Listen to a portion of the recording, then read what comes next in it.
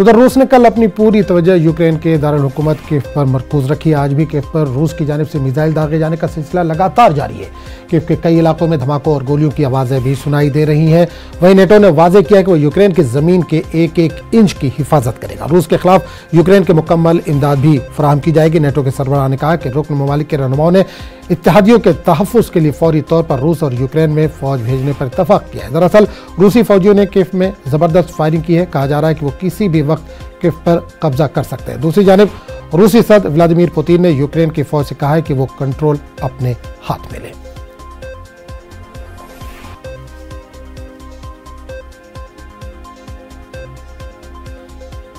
और यूक्रेन में रूसी फौज के हमलों के बीच हुकूमत हिंद की जानिब से वहां मौजूद हिंदुस्तानियों को हिफाजत से वतन वापस लाने की कोशिशें लगातार जारी है। रूसी हमले के बाद यूक्रेन के फजाई हदूद की बंदिश के बाद हुकूमत हिंद इन्हें बाहिफाजत वापस लाने की हर मुमकिन कोशिश कर रही है और मुतबादिल रास्तों की तलाश में है। अब यूक्रेन में फंसे लोगों को सरहद के रास्ते रोमानिया लाया जाएगा और वहां से इन्हें हवाई जहाज के जरिए हिंदुस्तान लाया जाएगा। एयर इंडिया आज अपनी 3 परवाजें रोमानिया की राजधानी बुखारेस्ट और 1 परवाज हंगरी के लिए रवाना करेगा ताकि हिंदुस्तानियों को वतन वापस लाया जा सके। ज़राए के मुताबिक मुंबई से एयर इंडिया का एक तैयारा परवाज भर चुका है। वज़ारत ख़ारजा के मुताबिक हिंदुस्तानी शहरी सड़क के जरिए यूक्रेन रोमानिया की सरहद पर पहुंचे हैं। इन्हें हिंदुस्तानी हुकूमत के एहलकार बुखारेस्ट ले जाएंगे ताकि इन्हें एयर इंडिया के इन 3 परवाजों के जरिए हिंदुस्तान लाया जा सके।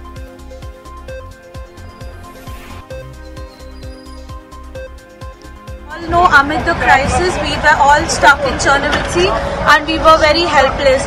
Thank you to the Indian government and the Indian embassy present in Kyiv. They have arranged us flights from Romania, and right now we are all in the border of Romania. They're helping us get evacuated.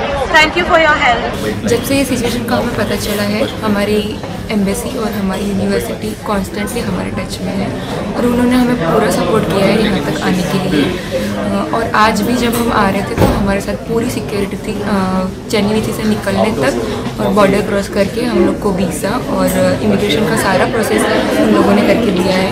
हमें food और water और सब provide किया गया है और बहुत अच्छे से हमें यहाँ तक लाया गया है। और यहाँ आने के बाद तुरंत ही हमें एम्बेसी कलेक्ट करने आ गई थी और उन्होंने भी हमें पूरा सपोर्ट किया है और बहुत अच्छे से यहाँ तक लाए हैं। तो thanks to our embassy and our government and our university. और इस पूरे मामले पर बात करने के लिए सीधे रुक करेंगे दिल्ली का, जहां सामान्य नुमाइंदे शंकर आनंद इस वक्त जुड़ रहे हैं। शंकर, यूक्रेन और रूस के दरमियान लगातार जंग जारी है, 3 दिन मुकम्मल हो चुके हैं, फायर लगातार दोनों तरफ से चल रहा है। इस बीच हिंदुस्तान ने एक अहम कदम उठाया, जो लोग वहां पर फंसे हुए थे यूक्रेन में उनको भारत वापस लाने के लिए। क्या ताज़ा जानकारी इस वक्त आपके पास?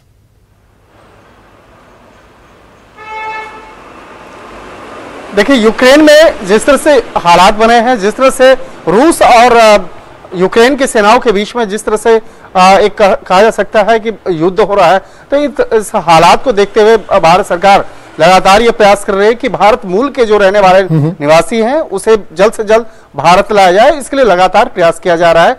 तो आज उसी के मद्देनजर 470 लोगों को यूक्रेन से भारत लाया जाएगा, जिसमें कि एयर इंडिया का विमान जो है आज वहां पहुंचने के बाद उन तमाम लोगों को लेकर यहां आएगी। लेकिन इसके साथ ही भारतीय विदेश मंत्रालय लगातार लोगों को अलर्ट भी कर रहे हैं कि अगर यूक्रेन से आप निकलते हैं और अपने पड़ोसी मुल्क के रास्ते से अगर वहां से निकलना चाहते हैं तो कभी भी अपने मन से ना निकले।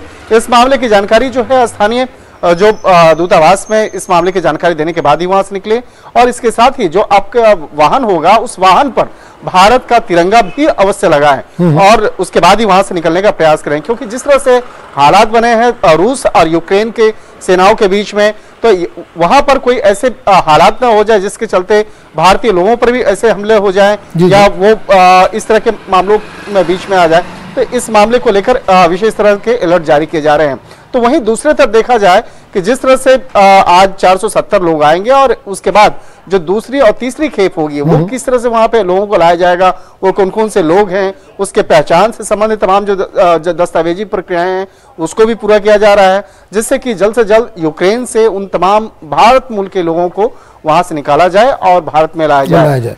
बिल्कुल शंकर, एक और सवाल ये करना चाहूंगा, जो तस्वीरों में हम देख पा रहे हैं, जिस तरह की बाइट्स लोगों के आ रहे हैं, रिएक्शंस आ रहे हैं, उसमें स्टूडेंट ज्यादा दिख रहे हैं जो पढ़ाई करने के लिए यूक्रेन गए थे, एमबीबीएस कर रहे हैं वहां से बच्चे, उनके जो घर वाले हैं, परिजन है, वो बहुत ज्यादा परेशान है। तो क्या सरकार की तरफ से कोई हेल्प डेस्क यहां पर बनाई गई है ताकि इंफॉर्मेशन मिल सके लोगों को किस हाल में उनके बच्चे हैं?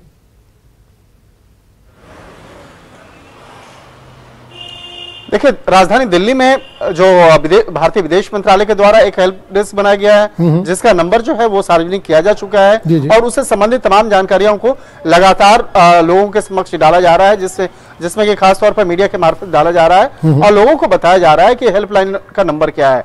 तो उस हेल्पलाइन नंबर पे आप संपर्क करके तमाम बातों को रख सकते हैं और आपके अगर कोई परिचित हैं, आपके जानकार हैं, रिश्तेदार हैं, अगर वो यूक्रेन में फंसे हुए हैं और किस इलाके में फंसे हुए हैं, तो उसकी जो जानकारियां हैं आप वहां दे सकते हैं। या अगर वहां पर यूक्रेन में जो लोकेशन है वहां पर उनसे संबंधित कोई मोबाइल नंबर या वहां से संबंधित कोई जानकारियां हैं तो वो भारतीय विदेश मंत्रालय को दिया जा सकता है और उसके बाद ये नंबर लेने का जो व्यवस्था की जा रही है कि जिससे कि वहां से आसानी से उसे निकाला जा सके, या वहां पर अगर कोई वहां पे फंसा है तो उसको संपर्क करके उसे एक सुरक्षित स्थान पर पहुंचाया जा सके।